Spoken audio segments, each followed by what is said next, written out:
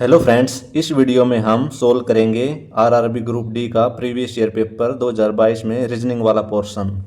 तो इसमें पहला क्वेश्चन है कि एक कक्षा में पाउलो का ऊपर से स्थान 18वां है और नीचे से 45वां है। कक्षा में कुल कितने छात्र हैं? Option 1 63, option 2 61, option 3 62, option 4 60। तो जब भी इस तरह का क्वेश्चन हो, उस क्वेश्चन को सोल्व करने का सबसे आसान तरीका यह है कि ऊपर से स्थान है 18वां, इस 18 को, और नीचे से स्थान है 45वां, इस 45 को दोनों को जोड़ देंगे तो 18 और 45 हुए 63, और इसमें से एक घटा देंगे तो हुआ 62। ये टोटल स्टूडेंट निकल कर आ जाएगा। तो कक्षा में कुल कितने छात्र हैं? 62। तो ऑप्शन 3 इसका राइट आंसर हो जाएगा। चलते हैं अगले क्वेश्चन पर। अगला क्वेश्चन पूछा है कि वह विकल्प चुनिए जो पांचवी संख्या से उसी प्रकार संबंधित है जिस प्रकार दूसरी संख्या पहली संख्या से संबंधित है और चौथी संख्या तीसरी संख्या से संबंधित है। यानी जो संबंधित दूसरी का पहली से है और इस चौथी का तीसरी से है, तो इस यहाँ पे छठी का संबंध पांचवी से देखना है कि यहाँ छठी के स्थान पर क्या आएगा। ऑप्शन 1 है 92, ऑप्शन 2 है 90, ऑप्शन 3 85 या ऑप्शन 4 95। तो इस क्वेश्चन में कौन सा लॉजिक लगा है? देखो, अगर इस 10 को 5 से गुणा करते हैं और उसमें 5 ही जोड़ देते हैं तो 10 पंजे 50 जमा 5 55। अब यही लॉजिक हम इसमें लगा के देखते हैं। 12 को 5 से गुणा करते हैं और उसमें 5 जोड़ देते हैं, 12 पंजे 60 और 5 65। तो दोनों में सेम लॉजिक लग रहा है, तो वही लॉजिक हम इस तीसरे में लगाएंगे। 18 को 5 से गुणा करेंगे और उसमें 5 जोड़ देंगे तो 18 पंजे होता है 90, और 90 में हम 5 जोड़ेंगे तो हो जाएगा 95। तो ऑप्शन 4 95 इसका राइट आंसर। अगला क्वेश्चन है कि दिए गए अक्षर समूह युग्मों में पहला अक्षर समूह एक निश्चित तर्क का अनुसरण करते हुए दूसरे अक्षर समूह से संबंधित है। दिए गए युग्मों का ध्यानपूर्वक अध्ययन करें और दिए गए विकल्पों में से उस युग्म का चयन करें जो समान तर्क का अनुसरण करता है।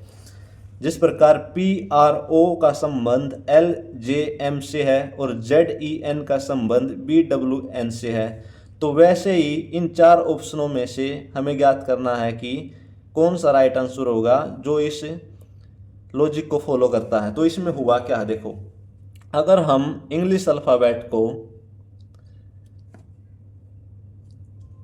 एक दूसरे के अपोजिट लिखते हैं, EFGHIJKLMNOPQRSTUVWXYZ, तो ये एक दूसरे के अपोजिट होते हैं। अब देखो हुआ क्या है, P जो था वो L हुआ है, यानी P हमारा यहाँ पे था और ये L हो गया है। तो एक दूसरे के अपोजिट अक्षर, यानी P का अपोजिट K था तो K में एक जोड़ा गया है तब जाके L हुआ है। वैसे ही R का J हुआ है तो R का J हुआ है, R का अपोजिट है I और I में एक जोड़ा है तो J हुआ है। और O का M बना है तो O का यहाँ पे M बना है, तो O का अपोजिट होता है L और L में एक जोड़ा है तो M बना है।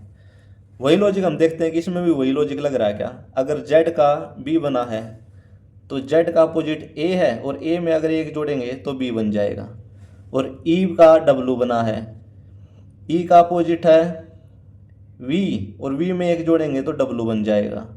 और N का अपोजिट है N का अपोजिट होता है M और M में एक जोड़ेंगे तो N बन जाएगा। तो वही लॉजिक हम इस क्वेश्चन में देखते हैं कि कौन से ऑप्शन में लग रहा है। अगर K है, K का अपोजिट देखना है, K का अपोजिट होता है P, और P में अगर हम एक जोड़ेंगे तो Q बन रहा है, ये तो बन गया। उसके बाद है L का अपोजिट होता है O, और O में अगर हम देखो K था, K का अपोजिट होता है P और P में एक जोड़ना है तो P में एक जोड़ेंगे तो Q बना, तो वही यहाँ पे है Q। उसके बाद है L एल का अपोजिट होता है ओ, और ओ में एक जोड़ेंगे तो ओ के बाद पी बना, इसके बाद है पी, पी का अपोजिट होता है के, और के में हम एक जोड़ेंगे तो बनेगा एल। तो ऑप्शन ए इसका राइट आंसर हो जाएगा। यानी इस क्वेश्चन में यह लॉजिक लगा है कि इंग्लिश अल्फ़ाबेट में एक दूसरे के अपोजिट जो अक्षर होते हैं उसमें एक जोड़ने के बाद यहाँ इस वाली साइड का जो लिखा हुआ है वो बन रहा है, वही लॉजिक हमें इस ऑप्शन में ढूंढना है। तो इसका राइट आंसर हो जाएगा के एल पी और Q P L. I hope friends आपको ये क्वेश्चन अच्छे से समझ आ गया होगा। चलते हैं अगले क्वेश्चन पर। अगला क्वेश्चन है कि राजन एक बिंदु से चलना शुरू करता है और 200 मीटर उत्तर की ओर चलता है। यानी एक बिंदु से शुरू करता है और 200 मीटर उत्तर की ओर चलता है। ये होगी पूर्व, ये पश्चिम, ये उत्तर, ये दक्षिण। वह चलता है, फिर वह बाएं मुड़ता है और 300 मीटर चलता है। फिर वह बाएं मुड़ता है और 300 मीटर चलता है। फिर दाएं मुड़ता है और 400 मीटर चलता है। तो फिर वह दाएं मुड़ता है और 400 मीटर चलता है। और फिर बाएं मुड़ता है और 1 किलोमीटर चलता है। फिर वह बाएं मुड़ता है और 1 किलोमीटर चलता है। अब राजन किस दिशा के सम्मुख खड़ा है, सभी मोड़ केवल 90 डिग्री के हों। तो ये वह किस दिशा की तरफ है? अगर पूर्व इधर है तो इधर क्या हुआ? पश्चिम। तो वह खड़ा है पश्चिम की तरफ। तो ऑप्शन ए इसका राइट आंसर हो जाएगा। चलते हैं अगले क्वेश्चन पर। अगला क्वेश्चन है पजल से कि 5 मित्र ए, एस, डी, एफ और जी एक ही कैलेंडर वर्ष के लगातार महीनों में एक कोचिंग संस्थान में प्रवेश लेते हैं। ए ने मई में प्रवेश लिया, एफ और एस के बीच केवल डी ने प्रवेश लिया, जबकि जी ने ए के ठीक 1 महीने बाद प्रवेश लिया। एफ प्रवेश लेने वाला अंतिम व्यक्ति था। तो पूछा है कि डी ने किस महीने में प्रवेश लिया, जुलाई में, अगस्त में, सितंबर में या जून में। तो इस क्वेश्चन को कैसे करेंगे? देखो, एक साइड में हम लिख लेंगे महीना और एक साइड में लिख लेंगे मित्र। तो बोला है कि ए ने मई में प्रवेश लिया, तो यहां पे लिख देंगे हम मई और उसके यहां पे लिख देंगे ए। एफ और एस के बीच केवल डी ने प्रवेश लिया, तो इसको अभी साइड पे रखेंगे, इसको बाद में देखते हैं। जबकि जी ने ए के ठीक 1 महीने बाद प्रवेश लिया।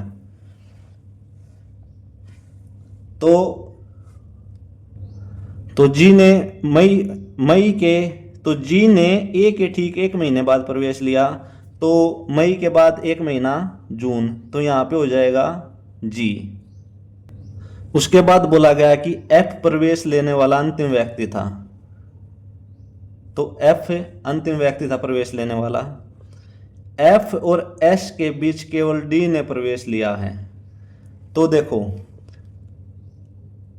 अगर एफ और एस के बीच केवल डी ने प्रवेश लिया है कि एस, डी और एफ, अगर हम इनको ऐसे बैठाते हैं तो एफ और एस के बीच केवल डी ने प्रवेश लिया। हाँ, तो डी को यहां पे बैठाएंगे और एस को यहां पे बैठाएंगे हम, ठीक है।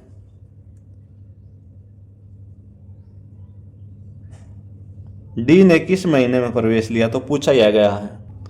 तो अगर हम क्वेश्चन को ध्यान से पढ़ते हैं तो इसमें ऊपर लिखा हुआ है कि एक ही कैलेंडर वर्ष के लगातार महीनों में एक कोचिंग संस्थान में प्रवेश लेते हैं। तो जून के बाद आया जुलाई, जुलाई के बाद आया अगस्त और अगस्त के बाद आया सितंबर। तो डी ने कब लिया? डी ने लिया अगस्त में। तो ऑप्शन 2 अगस्त इसका राइट आंसर हो जाएगा। अगला क्वेश्चन है कि कोई भी कंप्यूटर मार्कर नहीं है। तो ये हो गया कंप्यूटर और ये हो गया मार्कर, इनका कोई भी संबंध नहीं है, सभी रबड़ मार्कर हैं। तो ये हो गया हमारा रबड़ और सभी पेन रबड़ हैं। तो ये हो गया हमारा पेन, कि सभी पेन रबड़ हैं और सभी रबड़ मार्कर हैं और कोई भी कंप्यूटर मार्कर नहीं है। तो इससे निष्कर्ष पूछा है कि कोई भी पेन कंप्यूटर नहीं है। तो पेन और कंप्यूटर अलग अलग है, क्योंकि जो पेन है वो मार्कर के रबड़ के अंदर और रबड़ मार्कर के अंदर है, तो इनका आपस में कोई संबंध नहीं है। तो ये तो हो गया ठीक। कुछ रबड़ कंप्यूटर हैं, इसने बोला कि कुछ रबड़ कंप्यूटर हैं। अगर मार्कर और कंप्यूटर का ही कोई संबंध नहीं है तो रबड़ का इससे कैसे संबंध हो जाएगा? तो ये हो जाएगा गलत। तो सिर्फ निष्कर्ष 1 और 2 निकलते हैं गलत, निष्कर्ष 2 निकलता है गलत, निष्कर्ष 1 और निष्कर्ष 2 निकलते हैं, ये भी गलत, केवल निष्कर्ष 1 निकलता है बिल्कुल सही। कोई भी पेन कंप्यूटर नहीं है, ये इसका राइट आंसर हो जाएगा। चलते हैं अगले क्वेश्चन पर। अगला क्वेश्चन है कि शब्द डॉटर में आगे और पीछे दोनों दिशाओं में ऐसे कितने अक्षर के जोड़े हैं जिनके बीच में शब्द में उतने ही अक्षर हैं जितने कि अंग्रेजी वर्णमाला क्रम में होते हैं। तो इस टाइप के सवाल को कैसे करेंगे? देखो, हम लिखेंगे डॉटर,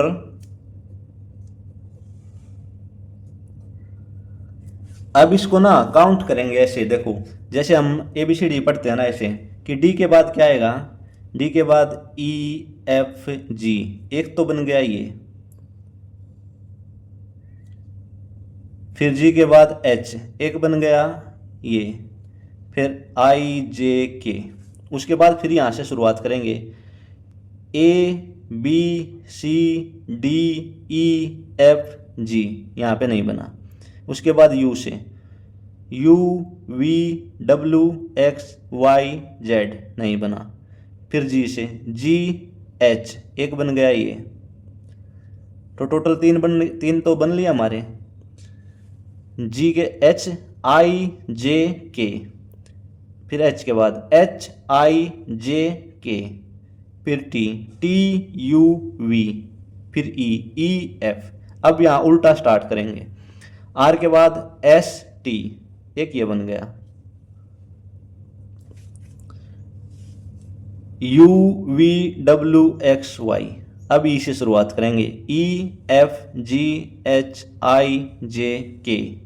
फिर T से करेंगे TUVWXY, फिर H से करेंगे HIJKL, फिर G से करेंगे GHIJ, फिर U से करेंगे UVW, फिर A से करेंगे AB।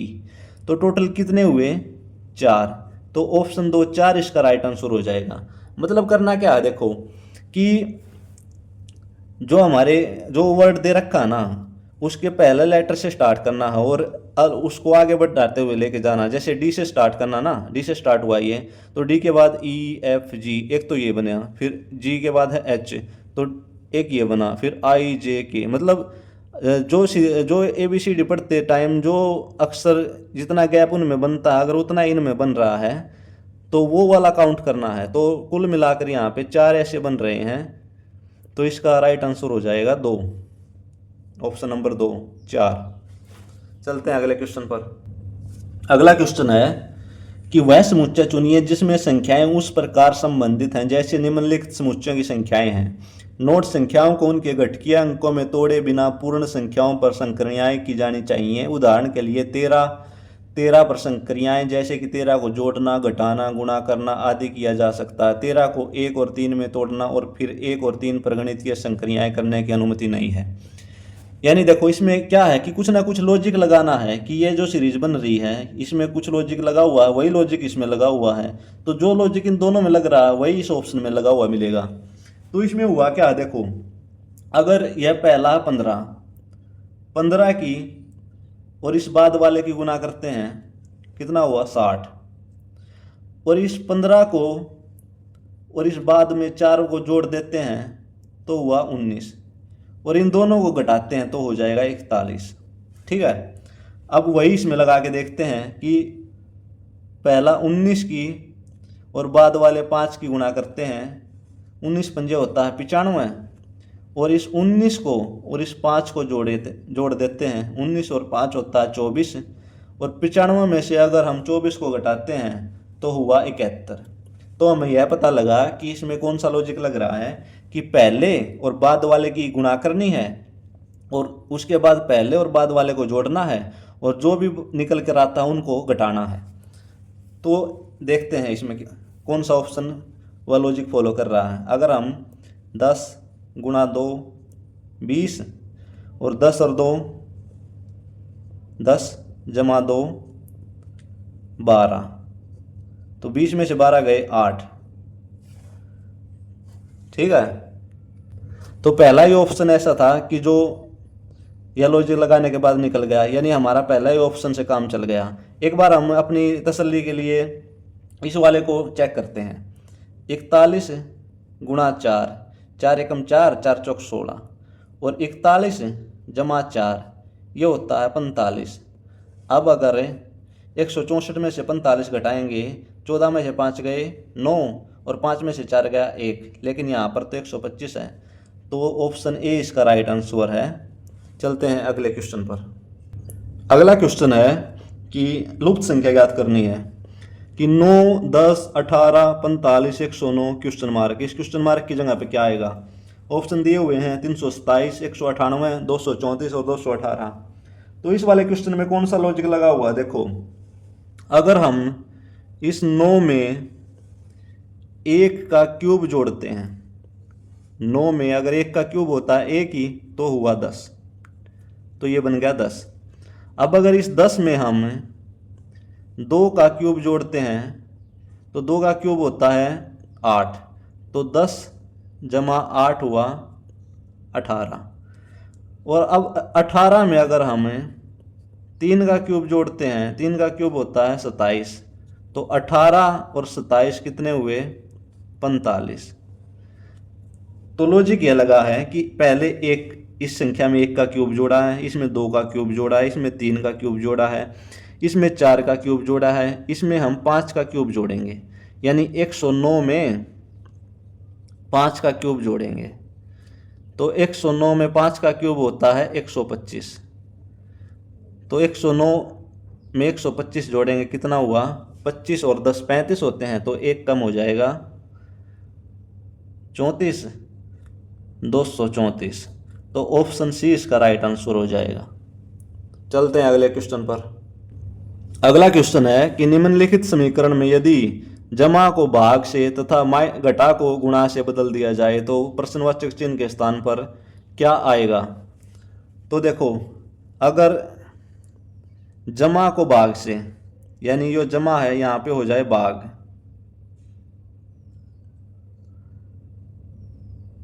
और माइनस को मल्टीप्लाई से, तो यहाँ पे हो गया मल्टीप्लाई। यहाँ पे मल्टीप्लाई है, यहाँ पे हो जाएगा माइनस, यहाँ पे माइनस है, यहाँ पे हो जाएगा मल्टीप्लाई, यहाँ पे भाग है, यहाँ पे हो जाएगा जमा, और यहाँ पे गुणा है, यहाँ पे हो जाएगा माइनस, यहाँ पे हो जाएगा माइनस और यहाँ पे हो जाएगा जमा। तो हम इसको दोबारा लिख लेते हैं। 100 माइनस 121 भाग में 11 गुणा में 7 जमा में 24 गुणा में 8 माइनस 33 माइनस 99 और जमा में 17। तो इसमें हम बोधमास का यूज करेंगे। सबसे पहले हम भाग को सोल्व करेंगे। 100 माइनस 11 को 121 से भाग करेंगे, 11 गुणा 7 जमा 24 गुणा 8 माइनस 33 माइनस 99 और जमा 17। उसके बाद हम गुणा करेंगे। 100 माइनस 77 जमा 24 की और 8 की गुणा होती है 192 माइनस 33 माइनस 99 और जमा 17। उसके बाद हम जोड़ वाले अलग करेंगे। ये है प्लस वाला, ये है प्लस वाला और ये है प्लस वाला। तो 100 जमा 192 जमा 17 माइनस 77 माइनस 33 और माइनस 99। तो ये हुआ 100 और 192, 292 और 17 309। 309 में अगर हम 77 और 33 110 और 99 209 घटाएंगे तो कितना हुआ 100। तो ऑप्शन ए इसका राइट आंसर हो जाएगा। चलते हैं अगले क्वेश्चन पर। तो अगला क्वेश्चन है कि यदि संख्या 4 2 5 1 4 5 6 3 में प्रत्येक विषम अंक में 3 जोड़ा जाए और प्रत्येक सम अंक में से 1 घटाया जाए तो इस प्रकार बनने वाले उच्चतम और निम्नतम अंकों के बीच क्या अंतर होगा। देखो इस टाइप के क्वेश्चन को कैसे सॉल्व करेंगे कि 4 2 5 1 4 5 6 और 3 प्रत्येक विषम अंक में 3 जोड़ा जाए। तो विषम हो गया, एक तो हो गया हमारे पास 5 1 5 और 3। तो इसमें हम 3 जोड़ेंगे, इसमें भी 3 जोड़ेंगे, इसमें भी 3 जोड़ेंगे और इसमें भी 3 जोड़ेंगे। तो नया अंक क्या निकल कर आया, 5 में 3 जोड़ा 8 है, 1 में 3 जोड़ा 4 है, 5 में 3 जोड़ा 8 है और 3 में 3 जोड़ा 6। और प्रत्येक सम अंक में से 1 घटाया जाए। तो इसमें से हम 1 घटाएंगे, इसमें से 1 घटाएंगे, इसमें से 1 घटाएंगे और इसमें से 1 घटाएंगे। तो 4 में से 1 घटाएंगे 3, 2 में से 1 घटाएंगे 1, 4 में से 1 घटाएंगे 3, 6 में से 1 घटाएंगे 5। तो इस प्रकार बनने वाले उच्चतम और निम्नतम अंकों के बीच क्या अंतर होगा। तो सबसे बड़ा क्या आया, 8 यहाँ पे है, 8 यहाँ पे है, सबसे बड़ा आया हमारे पास 8 और सबसे छोटा क्या आया 1। तो इन दोनों का अंतर कितना हुआ 7। तो ऑप्शन 4 7 इसका राइट आंसर हो जाएगा। चलते हैं अगले क्वेश्चन पर। अगला क्वेश्चन है कथन और निष्कर्ष का कि सभी पेन कलम हैं, सभी पेन जो हैं वो कलम हैं और सभी कलम ब्रश हैं, सभी कलम जो हैं वो हो गई ब्रश और सभी ब्रश हैं वो टेबल हो गई। तो सभी ब्रश जो हो गई वो हो गई टेबल। तो निष्कर्ष क्या है कि कुछ टेबल पेन हैं, कुछ टेबल पेन है, बिल्कुल ठीक है, क्योंकि बाहर वाला टेबल है अंदर पेन है, बड़े हिस्से में से छोटा पूछा है। सभी कलम पेन हैं, सभी कलम पेन हैं, सारे के सारे कलम पेन तो है नहीं, तो ये हो गया गलत। कोई कलम पेन नहीं है, देखो कुछ कलम तो पेन है ना, तो ये भी गलत। तो केवल निष्कर्ष एक अनुसरण करता है, ऑप्शन 3 इसका राइट आंसर हो जाएगा। चलते हैं अगले क्वेश्चन पर। अगला प्रश्न है कथन और धारणाएं का कि निःशुल्क पास प्राप्त करने के लिए कृपया 21 अप्रैल को या उससे पहले आयोजन के लिए पंजीकरण कराएं।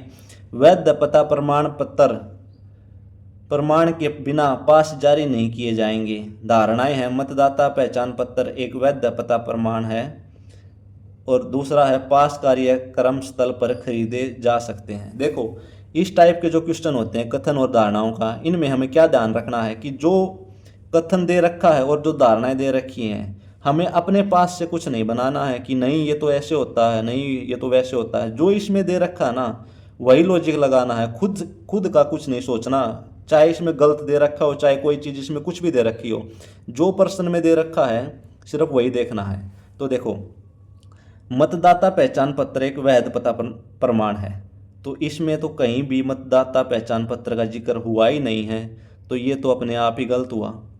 दूसरा है पास कार्यक्रम स्थल पर खरीदे जा सकते हैं, ऐसा भी कथन में कहीं पे भी नहीं बोला गया है कि पास कार्यक्रम स्थल पर खरीदे जा सकते हैं, तो यह भी गलत हो गया। तो न तो धारणा 1 और न ही 2 निहित हैं, तो ऑप्शन 2 इसका राइट आंसर हो जाएगा। चलते हैं अगले क्वेश्चन पर।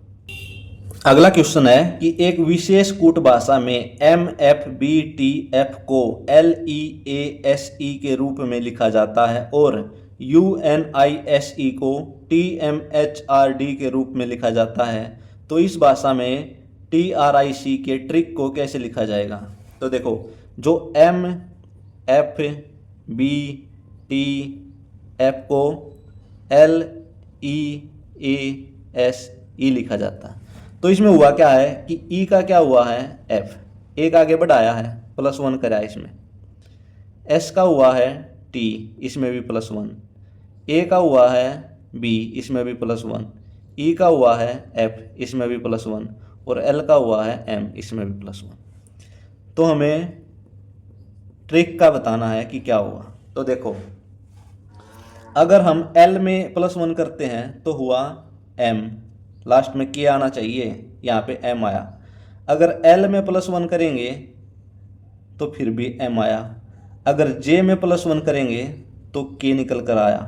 तो हमें पता लग गया कि यहाँ पे आ रहा है ये वाला, क्योंकि जे में अगर हम +1 करेंगे तो के बन रहा है, बी में +1 करेंगे तो सी बन रहा है, एच में अगर +1 करेंगे तो आई बन रहा है, और क्यू में अगर +1 करेंगे तो आर बन रहा है। इसी प्रकार एस में +1 करेंगे तो टी बन रहा है।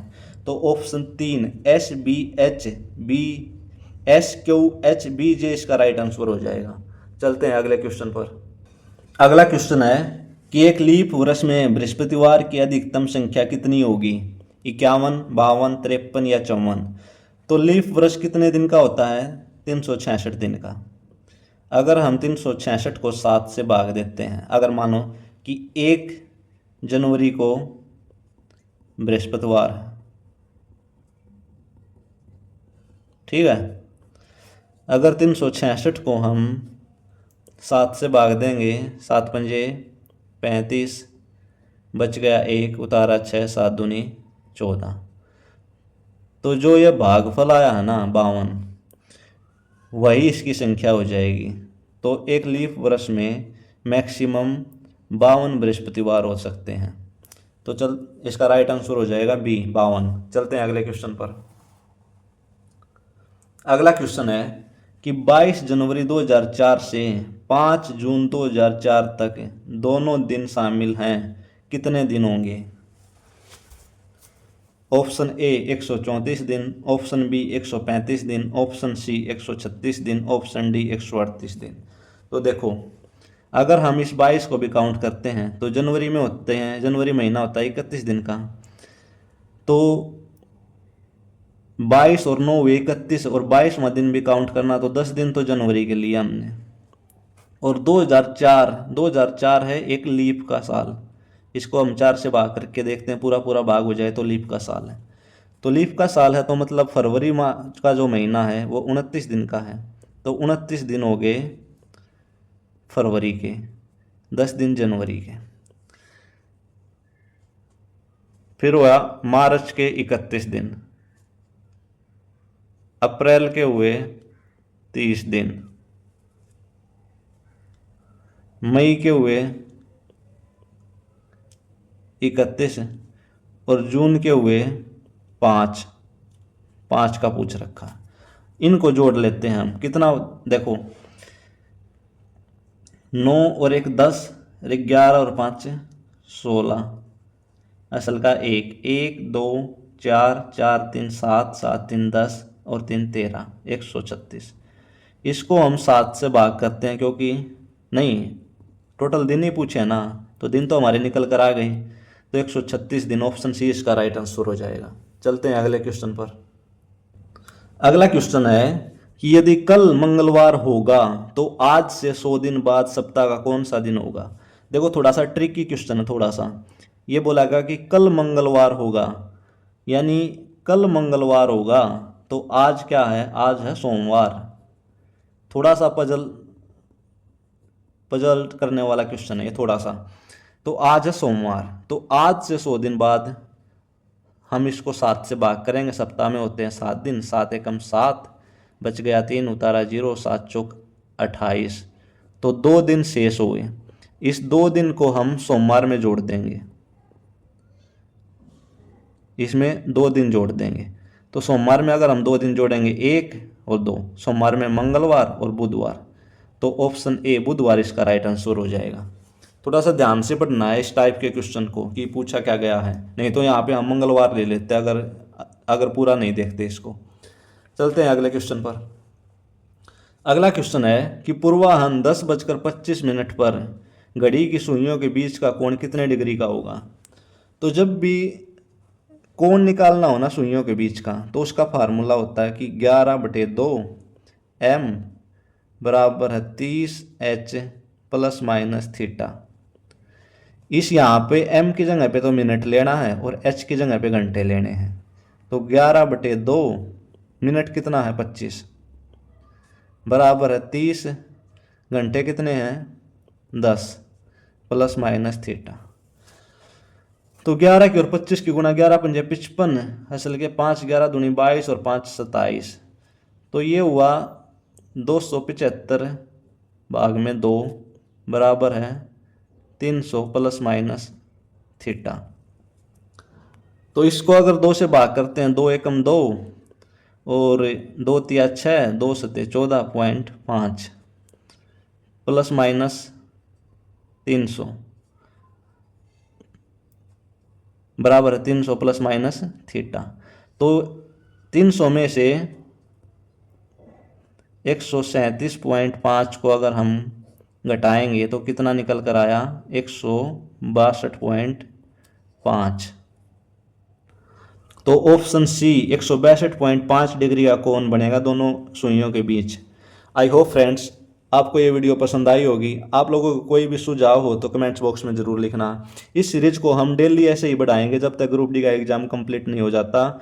डेली हम प्रीवियस ईयर क्वेश्चन को सोल्व करेंगे। देखो करने को तो कुछ भी ऐसे वैसे सवाल हैं कि जिनकी कोई सिर पूछ कुछ भी नहीं होता। ऐसे ही करते जाओ, टाइम वेस्ट करने का कोई फ़ायदा नहीं है। जितने भी प्रीवियस ईयर क्वेश्चन सोल्व करोगे ना आप लोग, उतने ज़्यादा बेनिफिट होगा आप लोगों को। तो आप लोगों का दिन शुभ हो। धन्यवाद।